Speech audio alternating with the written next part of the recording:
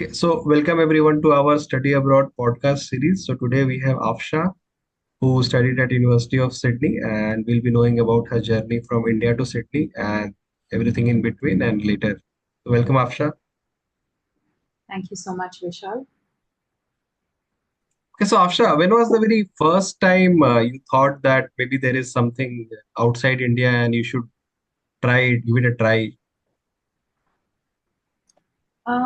Well, studying abroad was always on the cards for me. I'm one of the people who was debating whether to start that journey right at the stage of bachelor's or maybe do it at the stage of when I get to master's. Because I did see a lot of value in going and bringing that international experience. That's something the job market needed, and it had just picked pace. I'm talking about 2010, 2012, those years. It had started becoming the much needed niche. But yeah, my parents had a huge role to come in where we decided that okay, masters is probably the level where maturity aligns with the fact that a child can be sent abroad all alone to battle whatever comes with that journey. So it was definitely clear much ahead, but I only went abroad when I had to do my masters. Sure, sure. So you studied at Manipal Institute of Technology, right? The Yes, the bachelor's. Manipal. Okay. Yes. So you would have decided about this abroad in like 11th, 12th, or maybe 10th, the very first time probably.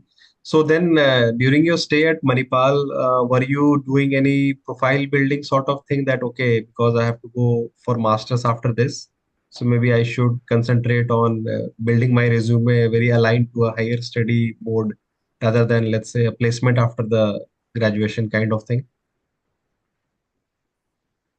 I would say yes and no. Why? Because firstly, the sensitization in terms of what different countries and universities wanted, I feel then versus today, because we are talking plus 12 years, which is a long time, it was a little lesser for sure, first thing. Second thing, the United States of America was never on the cards for me because that was a country that I did not want to go to. And that somehow, in this entire paradigm of studying abroad, was the one country that needed a lot of pre planning in terms of aligning your resumes the way they are needed. So, because I knew the kind of market that I was targeting and the field that I was targeting, which is architecture, it was not as tough a journey that I was expecting ahead based on the review I received from people. So I did not let that impact my bachelor's life or my business as usual life very much. I just focused on creating a resume that was good enough in general. And to my luck, it also played in me getting an admission for master's. But vice versa was never the focus. So you were only having Australia on your choice list, or you had more countries? I was actually always supposed to go to the UK because UK had more abridged courses. So mostly courses were 12 to 15 months in the UK. And also for personal reason because I have a lot of family in UK. So from the point of view of feeling safe when a child moves away from home, such factors definitely interplay and parents want to benefit out of such things. I applied to, I believe, 15 odd universities in UK. To my surprise, got accepted in 12 out of 15 universities. But surprisingly, how I landed in Australia was my bachelor's finished in May. The UK courses were supposed to start in September. So that would have meant that I waste a lot of time, and I was in two minds whether to do a little work, get some work experience, and then go for masters or do immediately. And my father started becoming scared that if I don't send her for masters as quickly as possible, she might take the other route and stay back and start working. And once you start, working and you get into that entire hustle of working and earning money, it becomes difficult to go back to studying all over again. So Australia was like a backup that came out of nowhere. It was a very peculiar scene for me because Australia was starting its courses in July and everyone around me wanted me to pursue higher education ASAP so that I don't waste time. So in Australia, University of Sydney is the only one I applied to because I was also one of the last applicants to ever apply, and somehow I got a course that was much more worth it, more comprehensive than what UK was offering, and I ended up making the choice of going. Sure, sure. So you applied to all these UK colleges and then you applied to University of Australia like in sequence. That was how it is, or you applied all at the same time and then you chose Australia.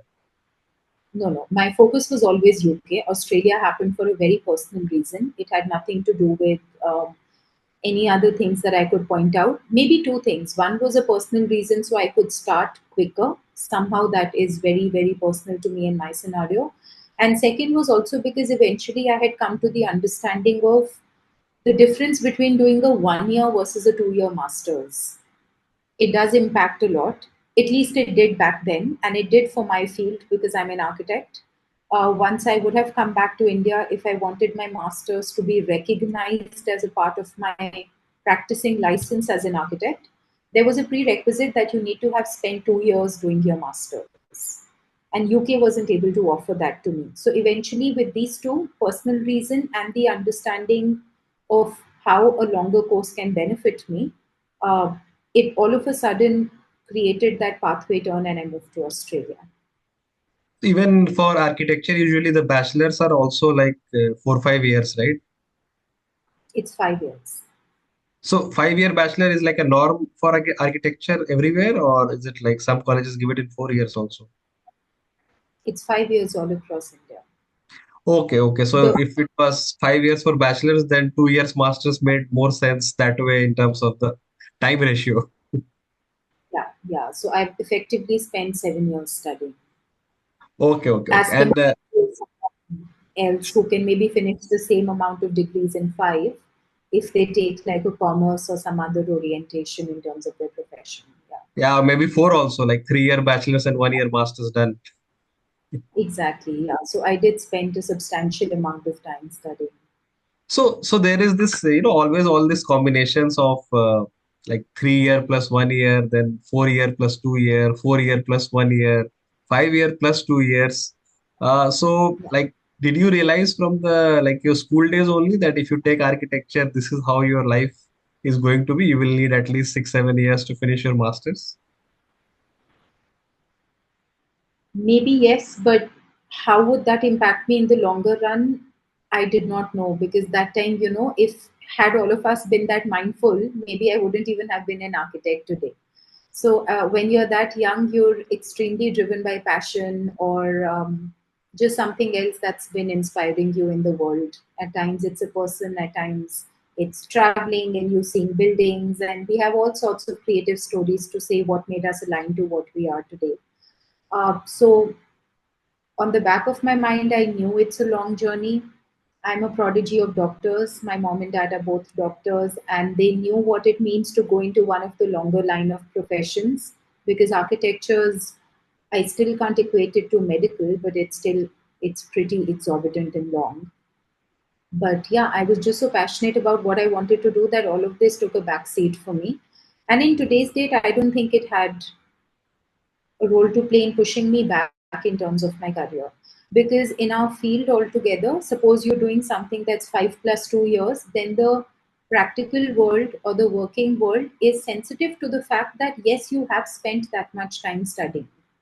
And somewhere that has an interplay in terms of how it translates into your professional world as well. So today, if I'm supposed to go for a job where I need to show 5 years of work experience, but I'm practically at four, the fact that I've spent 7 years studying, out of which 2 years were doing masters, and I've done research, I've done other things, that sort of interplays and helps me justify why I'm equivalent to someone at 5 years and why I'm well suited for the job. So I think till that open mindedness is there, it's okay for you to choose any of those pathways. Sure, sure. So a lot of people like in engineering, usually land up with something that they never desired, like in the bachelor's usually. But ultimately, start liking the subject and end up doing masters or PhD in the same subject. So in your case, was that the case, or you were like wanted to be an architecture from like 11th, 12th, and then so on?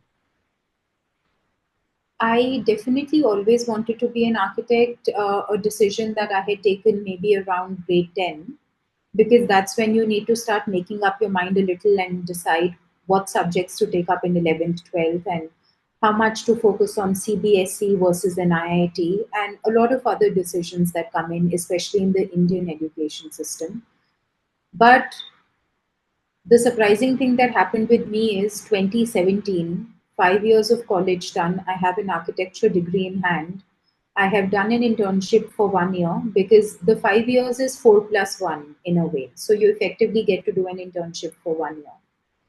And I go to my father and I say, I don't want to practice as an architect. Because the cliche life of an architect sitting and designing buildings and making houses for clients is something I didn't want to do. So when I did my master's, I chose a subject that was going to only accentuate my knowledge as an architect. And I got into something that was more around green buildings and sustainability. That was the need of the hour, and that was a very new subject that was being talked about. Now, someone not coming from the field versus an architect who at least understands the basis of this entire industry, that's architecture and buildings. What I started doing is I started doing my master's to understand how buildings can help us reduce the impact on climate change. And I interestingly pivoted my entire 5 years of experience into doing something that was a lot more aligned to me and was more new generational.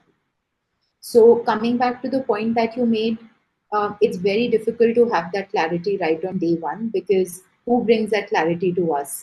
We see people, we see OTT, we see movies, and that's what inspires us, but that's not the real world. And most of the people, like the engineers you spoke, I'm one of them who pivoted, not very strongly, like how you do engineering and then end up in investment banking. It wasn't that bad for me, but yeah, there definitely was a pivot. Sure, sure. So you are now like a sustainable architect. Yeah, I'm a sustainability consultant. I'm not practicing like an architect, so I wouldn't call myself an architect. I've gotten into the consulting world. I work with the government on policy and a lot of other things. But yeah, I understand buildings well. But tomorrow, if someone comes and asks me to build a home for them today, I can't do that because I haven't practiced in the field. Studying is one thing, and then being disassociated for 7 years and someone expecting you to deliver it is a different thing. And I'm openly okay committing that I can't put a house together from the inception to the top, and deliver it to a client. That's not my forte any longer. Sure, sure. And for this admission process of University of Sydney, you had to write any test like GRE, TOEFL, IELTS, etc. Yes, I did have to give the English language test. I gave the IELTS. I was lucky to have cleared it in the first go with an excellent score as well. And along with that, there was no other mandate because architecture is a field where what matters the most is a portfolio submission. Again, different to engineering and all other fields. So for them, maybe the criteria and prerequisites are different. I had to focus on creating a good portfolio in terms of what is the creative work that I've done in my life so far. That had to come in. Um, the marks that you get in 11th and 12th had a big interplay. I believe that's the understanding I was given back in the day. I did write a statement of purpose, which also has to have absolute clarity in terms of why that country, why that university, and why that course, the three particular questions that they look for an answer to. Because I can be wrong, but what I learned, and I've seen in most of the cases, is universities abroad don't just take you because you're of great caliber, they also want to be able to uplift you to help you get where you want to go. So they're not going to give you admission if you're applying to the wrong course, even if you're a very high achiever, because you're not able to connect the dots properly because you want A, but you're applying for B. So an SOP comes in to bring in that absolute clarity. So yeah, in short, four things, and I'll score good marks in 11th and 12th combined with an SOP and a portfolio. For me, was the application based on which I had to be shortlisted. And letter of recommendation, two or three.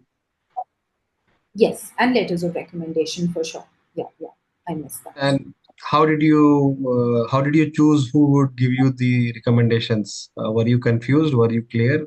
How did you find these two, three people? I was quite clear. Why it was easier for me is because I was a very proactive student even during my bachelor's. When I say proactive, not only academically but even otherwise, I was a part of the student council. I was the vice president for a year, president for a year, And at times, being outgoing during your bachelor days gives you that connect with professors in a very different way, because not only are they judging you based on your academics but also your soft skills. So I had the much needed relationship pre-existing, and thus I knew that I want to go and get it from the highest faculty possible. I got one of them from my director, and I got a couple of others. I got one from my thesis guide, because that's also a very critical person to come in, because thesis is a big part of how you prove that you can do research and you can do it well. And I chose another professor who had seen me more from the cultural side. So I kept it diversified. One could speak about my leadership skills, one could speak better about my technical skills, and one could speak better about my soft skills and extracurriculars. So that the university has a holistic perspective of who Afsha is and what is it that they are getting in terms of a packaged student. Sure, sure. So three good relation is a mandatory thing in life. I believe so. I think it's four, because there's another professor I approached who unfortunately wasn't able to submit my letter of recommendation well in time, to be very honest, due to some of the other hiccups. So, also having a backup is important in this journey, because you never know when someone else's situation can end up hampering your own process and things. Yeah. Correct, correct, correct. And regarding the accommodation, how did you find your accommodation that time? It was a very tough deal for me because, like I said, I was one of the last students to apply. By the time I got accepted, all the university and student accommodations had completely exhausted themselves. The applications were done. I had someone known in the family in Australia who was able to help me get an accommodation at least for 4 months, which was the length of my first semester, as a private accommodation where there were shared students, but like a private townhouse. Wasn't the best of experience, but in today's date is a great memory for sure, because I'm done with that phase in life. So yeah, also putting in a timely application I feel is very important to sort out the other things, which for me wasn't the case. Sure, sure. And your visa process was smooth enough? Any hiccups? I wouldn't say it was this. I mean, the visa process was smooth, but everything for me was delayed because of the delay in timeline.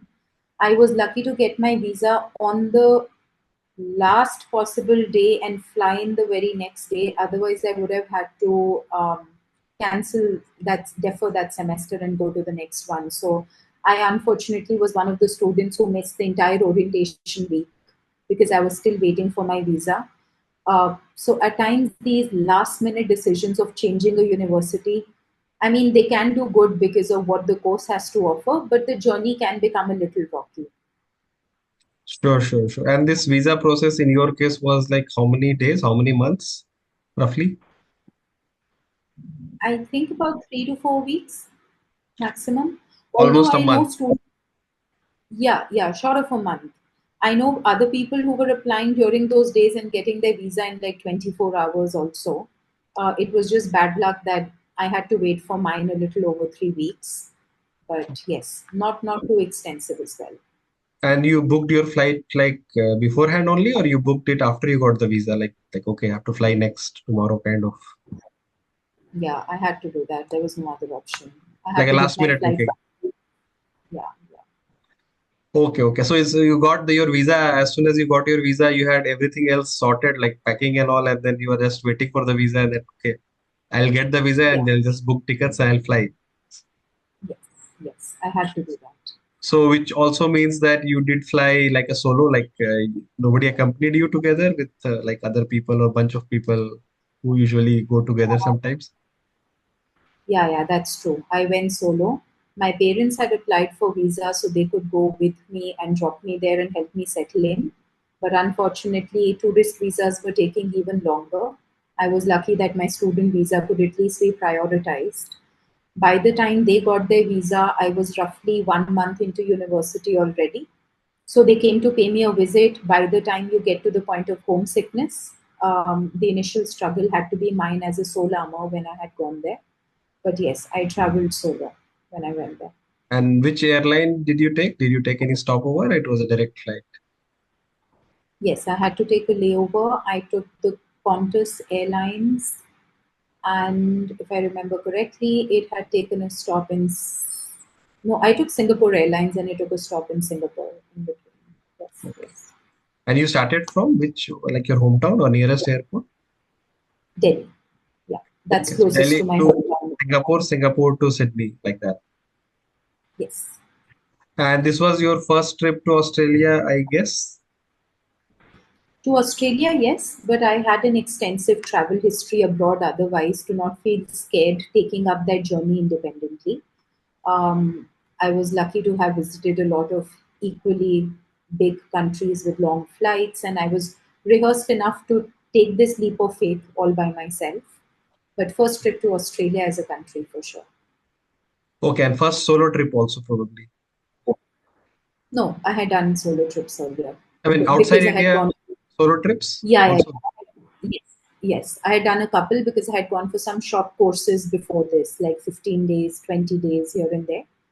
Um, yeah, yeah. Okay, okay. So I guess those short courses here and there would have also played a part in your resume, SOP, etc. That, I have done some kind of course here and there, and now I would like to try Australia kind of. I think it always does. It's not more about having too many countries, it's about actually showing how holistic you are in terms of your outlook towards gaining education, you know. So the fact that I was right from a college president to also I worked extensively in a theater company for 4 years while I was at my college, to the fact that I didn't leave any opportunity to go and do these courses, to the fact that I did internships. I think all of that adds up because end of the day, that's what sells. It shows how proactive you've been as a person. Yeah. Sure, sure. And once you landed in Sydney and because of your prior experiences, anything surprised you, or it was all like, something similar to what you had done before? No, I think every country still has a lot of surprises. My biggest surprise was I had always gone to different countries, but finally I landed up in a hotel which was all served. But here I landed up in a house for the first time, which was almost an empty bedroom with a bed kept next to the wall and just a hanger stand in one corner, no cupboard. The floor had a crack, and I could see down to the kitchen, and there was light coming from the floor. It was raining cats and dogs outside. I didn't know the environment, and my first class was starting in 2 hours' time. And I don't know what to do because I'm in a house with three Indonesians, two French, and one person from another region. He was an Iranian. And I reached there and I don't know how to also speak to them because I'm just very new. And this whole multicultural in terms of a student life is different because when you travel with family and parents, it's very different. You know, they forefront that bit for you.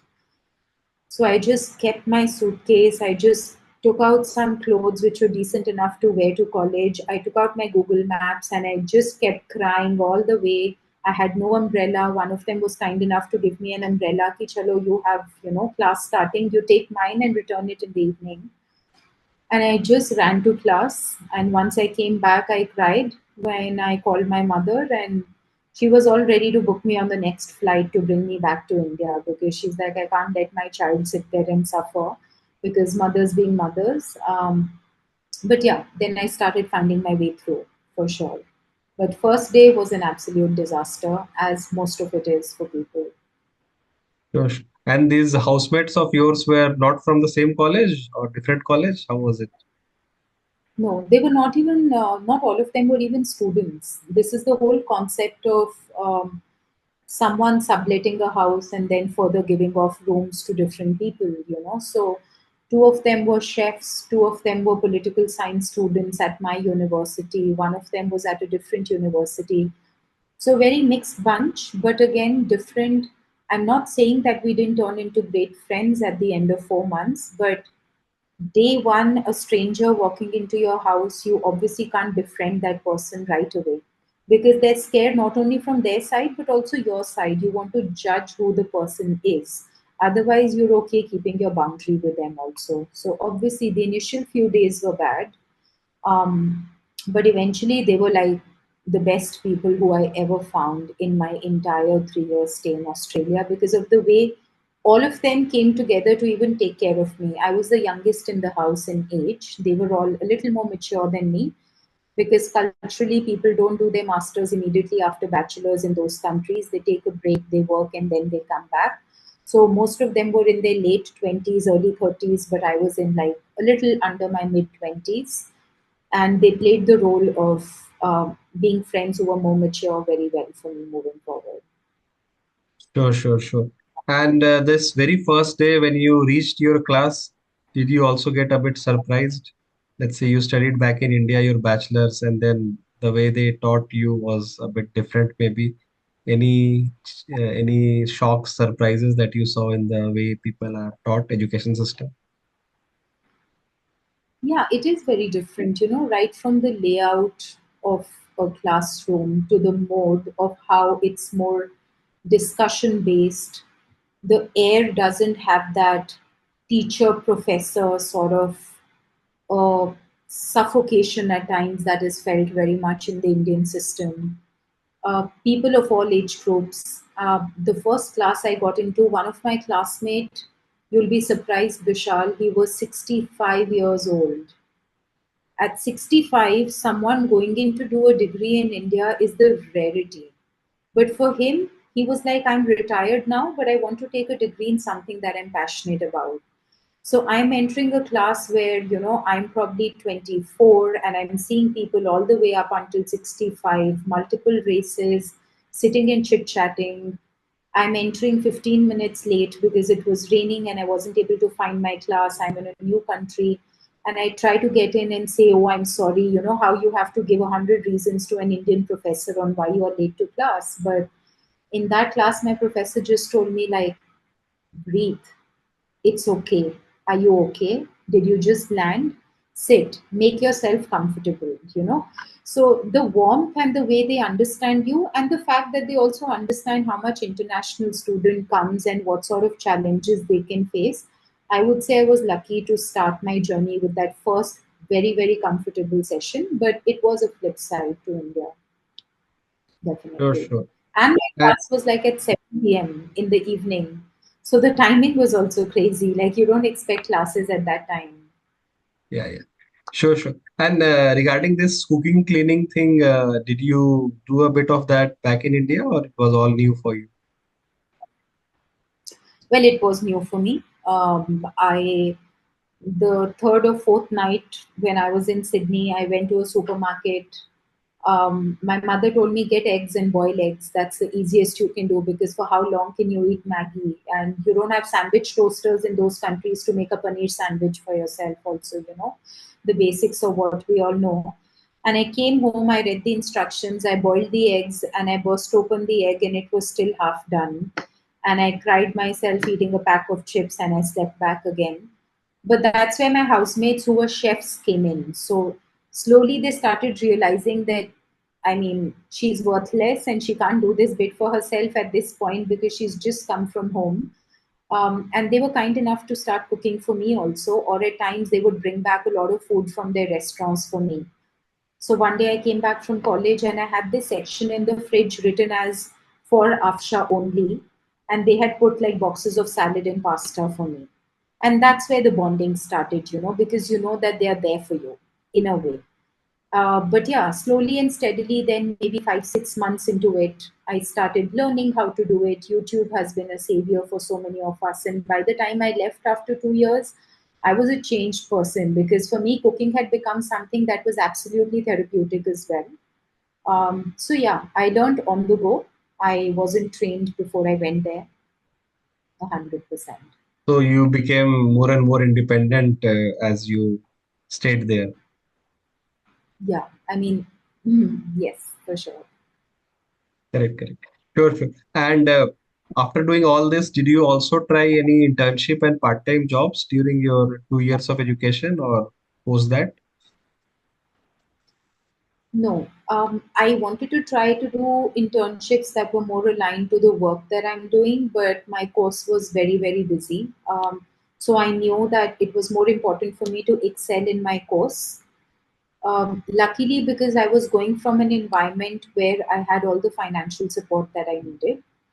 situation can be different for different people. I did not take a loan to go and study, and neither was I under any pressure to be earning for myself because my parents were able to provide for whatever it had to take for those 2 years. So my focus 99% of the times was work.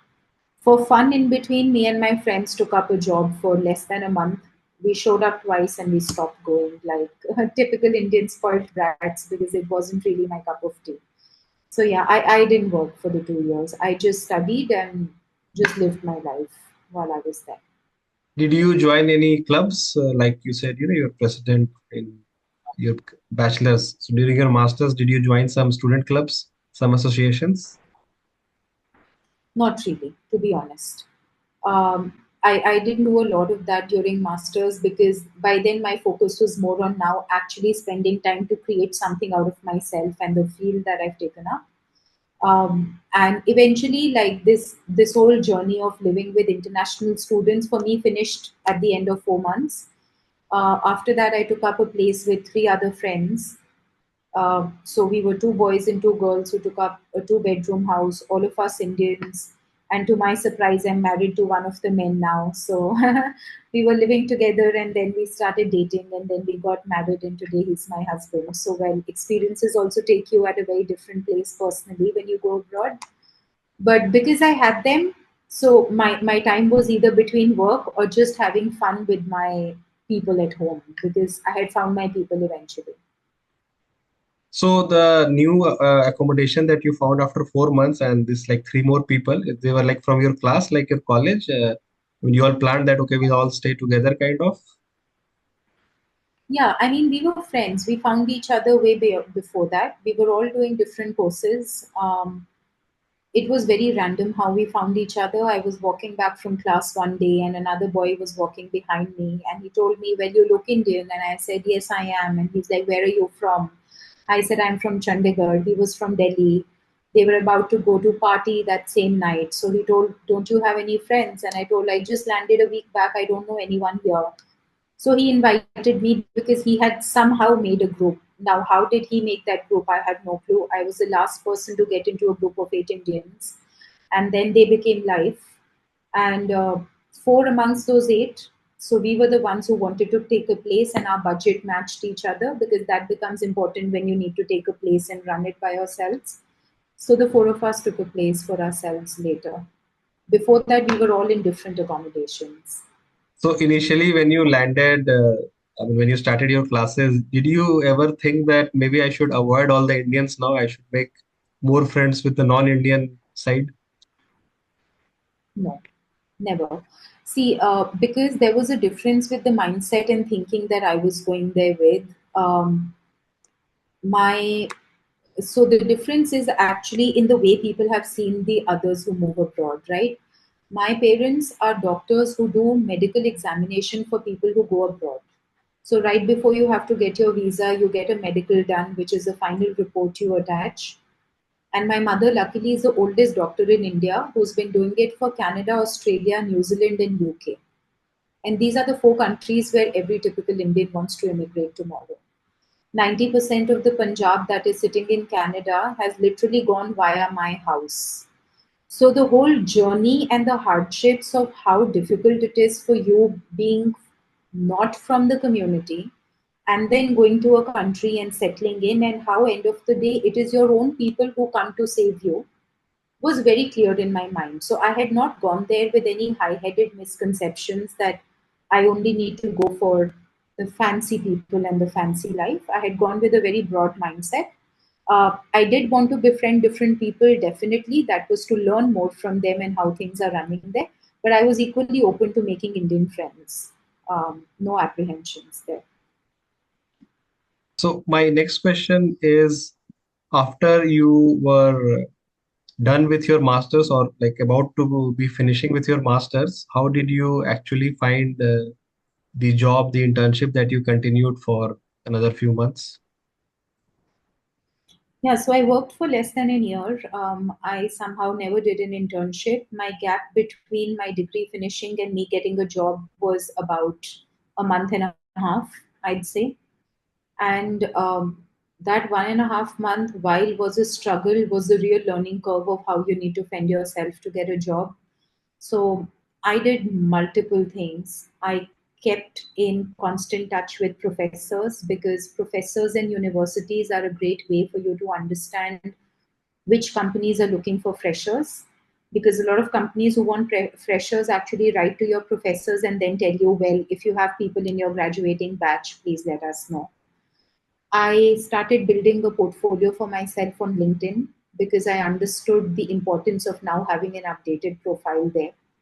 I exploited LinkedIn to send cold emails and cold messages. People in those countries beyond a certain point were very open to meeting for a cup of coffee and actually sitting face to face and talking to you. So I didn't shy away from taking those opportunities, because when you sit opposite them and you talk and you're confident, they themselves reverberate with what you have to say and they want to help you out. I was also in touch with all my other friends who had graduated a semester or 2 semesters before me to understand if any openings come up there. So, long story short, it was 1.5 months of being very proactive. Not like you wake up one day and you don't feel like doing it and you're like, ah, chuck it, I'll do it tomorrow. I had to be on my toes. I was meeting a minimum of two new people every week. And person to person to person, to my luck, I had actually gone to meet a man. He was an Aussie man himself. He was in his, I would say, early 40s. And he was impressed when I met him over a cup of coffee. So I went to meet him in his office. He took me down to the coffee shop. He was kind enough to buy me a cup of coffee. We sat and talked.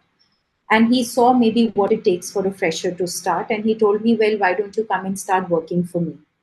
Somehow the policy at his company changed in a week, but he didn't want to give me a call and say, I'm sorry, it's not going to work out. A friend of his was looking for a fresher in another company called ADP Consulting, which was a decent sized company itself. And he told me, well, a friend of mine called Russ is looking for someone, I'm going to refer you. And then they interviewed me. I had a couple of rounds and I got through. Now, this is a job that I got which was never publicized anywhere. It was not on their website, it was not on LinkedIn. It's something I found purely because I was active on LinkedIn. I wrote to 10 people, one of them replied, I met him, he saw the potential, and he helped me get a job. Correct, correct. And there was like a post-graduation work permit, work visa kind of setup for your time. Like after you finish, you get like 2 or 3 year work visa. 2 years, yes. But I didn't Yeah. use the whole of 2 years. And this was like a open work visa, so you could work for anyone, or it was like a sponsored work visa. Open work visa. Okay, so ideally you could have stayed 2 more years. So 2 years of education would allow you 2 more years to stay in Sydney and like or wherever in Australia and do something as you Yeah, wish. yeah. But I mean, I had always gone there just to study. Given a choice, I wouldn't even have taken this job. It was for personal reasons that I stayed back. But yeah, so I worked there for a fair bit, and then I always wanted to move back home. That was to India, and I just Sure. came back here and started working. So, and once you came back, finding a new job for you, like how was that right for you? It was tough because I landed during COVID. Again, that was the choice of choosing that time for us was because we were supposed to get married, and our wedding got called off because of the lockdown. I'm one of those people who had come to India for the reason, and then life took a pivot because of the pandemic. Um, I was in India in probably April, and I started my job in July, August. So it took me 3, 4 months to find a job. The market was absolute trash. Obviously, it was quite a struggle, not from the perspective of my profession or where I had studied. I was absolutely confident with what I was bringing back from Australia, but it was just the market and the scenario back then. But then once I found a job in August, then it's only been up and running since, and it's been okay. So, okay, so coming to the very last question now, Afsha, what advice would you give to younger yourself or the people, who are in the same shoes as you when they are starting their aspiration of abroad study, etc.? Any special tips for them? Any pro tips as a consultant? Yeah, I think just one tip that maybe I also failed at it, then learned, and so many people told me is there's no need to overthink and plan too much. That where will I be in 2 years, 4 years, 5 years? And never doubt your decision. That's all I would say. Because in today's date, every field and every profession, every degree, and every university can take you to the top till you're focusing on being the best at what you're doing in that moment. So if you're at the University of Sydney, try to be the top 5% there. You're at the University of Manchester, be the top 5% there.